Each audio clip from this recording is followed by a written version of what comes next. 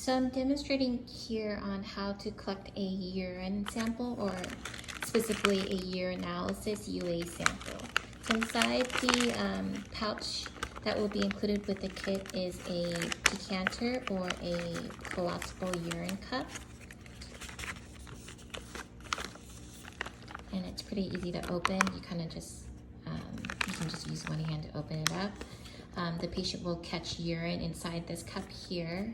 I'm going to be demonstrating with some yellow food coloring. So an example, as a patient were to void into the cup here, and then the patient would take out this urine transfer straw. They would have to use scissors, or they can try to rip it open. I recommend using scissors. It might be just a little more easier. Okay. So the patient would identify the urine collection or urine transfer straw along with this UA urinalysis tube.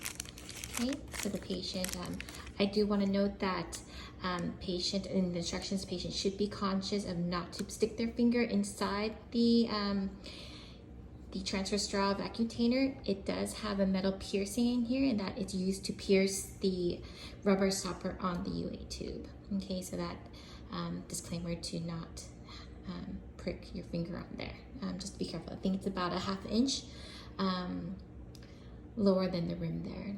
Okay, so the patient would stick the straw inside the urine cup or decanter.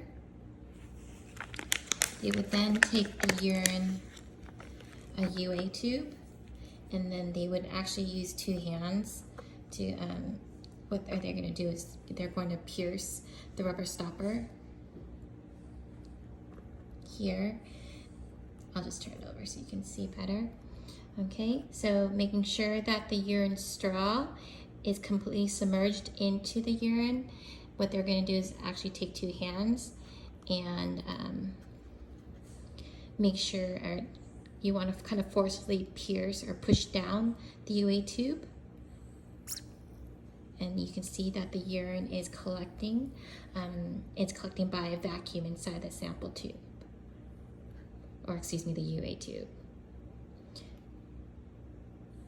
There is a minimum maximum mark on here, but I usually just keep the straw in there until the vacuum stops pulling, and you can see that the urine's no longer rising inside the tube here.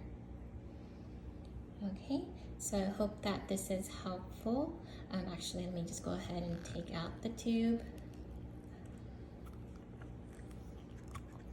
Okay. All right. The patient would write their name. There is going to be a pre-labeled patient label on here, so the patient, after they're done completing the step, they'd write their name on the sample tube and put it back into the collection bag, or better, they would put it into the specimen bag.